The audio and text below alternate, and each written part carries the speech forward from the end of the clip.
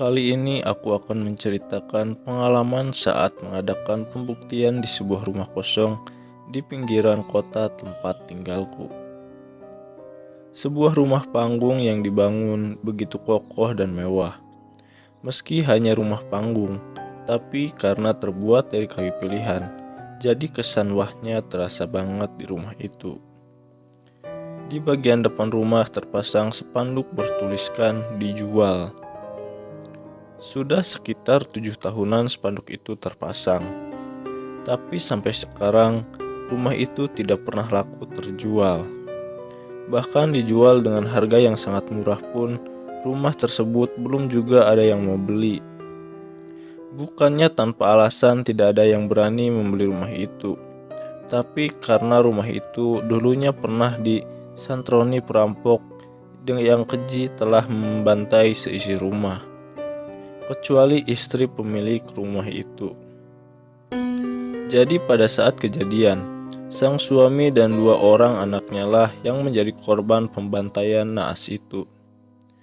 Beruntung bagi sang istri, entah bagaimana caranya dia bisa melarikan diri lewat pintu belakang rumah dan berlari minta tolong ke tetangga. Lalu datanglah para tetangga, namun para perampok itu sudah berhasil kabur. Karena memang di belakang rumah tersebut masih merupakan daerah persawahan. Jadi para perampok tersebut dapat dengan mudah melarikan diri. Kotaku pada saat itu geger karena baru kali ini terjadi peristiwa seperti itu. Banyak orang berpendapat kalau ini bukanlah murni perampokan, melainkan lebih kepada pembunuhan berencana. Dan memang betul, saat 2 dari 4 kawanan perampok itu tertangkap, 2 lagi masih buronan sampai sekarang. Mereka mengungkapkan jika mereka disuruh untuk membunuh keluarga tersebut karena punya utang yang sampai saat itu belum dibayar-bayar juga.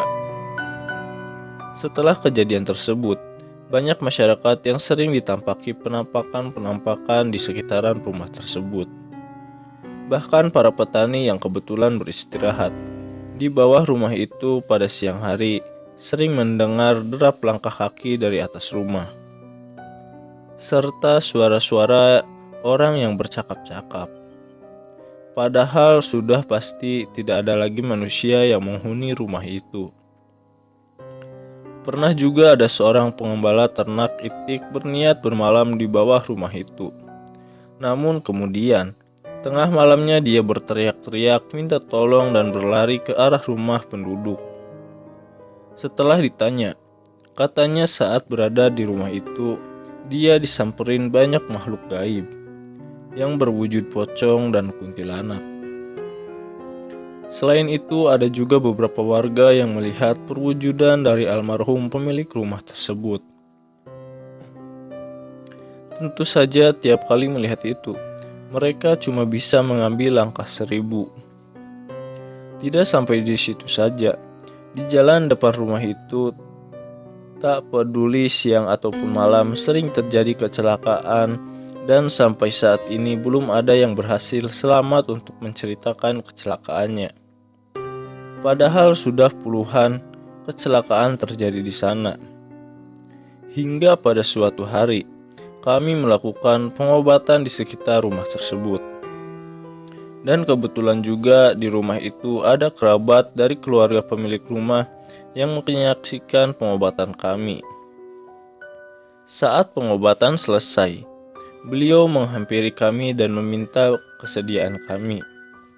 Paling tidak untuk sekedar melihat-lihat rumah tersebut. Tentu saja kami menyanggupinya, karena memang sebenarnya rumah itu ingin kami kunjungi dari dulu. Hanya saja kami tidak tahu sang pemilik rumah. Jadi kami tidak punya izin untuk memeriksa rumah itu. Singkat cerita, pada malam yang telah kami tentukan, kami yang kala itu berjumlah sekitar 10 orang mengunjungi rumah tersebut. Maklum, banyak yang mau ikut karena rumah itu kan terkenal angkernya. Tapi sebelumnya, kami ke rumah Bapak Ahmad dulu, atau bapak yang mengajak kami ke rumah tersebut. karena beliau juga yang memegang kunci rumah itu. Pak Ahmad menyambut kami dan mengantar kami ke rumah itu. Baru saja pintu pagar depan halaman rumah terbuka, kami sudah disambut dengan serangan yang sangat besar yang membuat beberapa dari kami mental dan akhirnya kami pun saling tindih di depan pintu pagar halaman rumah itu. Beruntung tidak ada yang terluka parah saat itu.